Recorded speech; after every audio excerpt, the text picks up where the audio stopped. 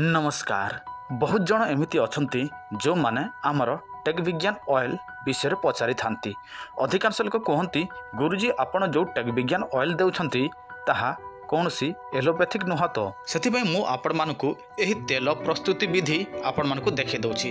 देखंतु यह संपूर्ण भाव में आयुर्वेदिक एठी हजारे प्रकार जड़ी बूटी मिसुछि तापर एहाकु सिद्ध करा होछि एवं एहाकु प्रस्तुत करा होछि।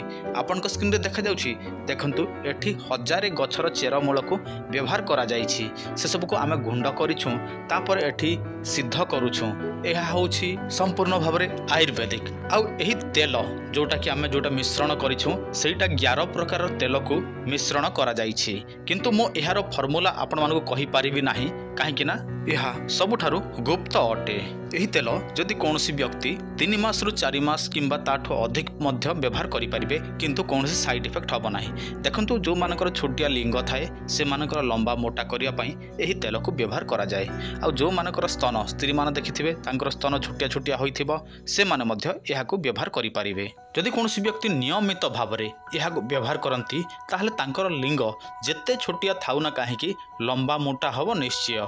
किंतु आपण माने 3 मास कंटिन्यू करेंगे।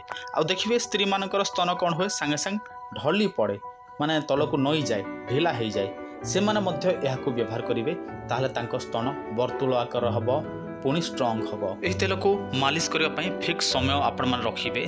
धरत प्रतिदिन 9टारे मालिश करुँचे 9टारे एका मालिश करेंगे। आज 8टारे काली 7टारे परदिन 6टारे सेमती करेंगे ताहले आपणकर लिंग लंबा मोटा हम ना। 9टारे करुँचे माने 9टारे ही करेंगे। जमीती आम एक्सरसाइज प्रतिदिन नियमित भाव में कले आमर मसल्स बाहरी थाए सेमिति यह गोटे एक्सरसाइज कहवाक गले चले। आपण मैंने नियमित भाव में से टाइम लगेबे आउ आपण टाणी टाणी लगेबे ताहले आपणकर लिंग लंबा मोटा हम। आउ आपण मैंने दिने छड़ा दिने लगेबे किसी फायदा नहीं।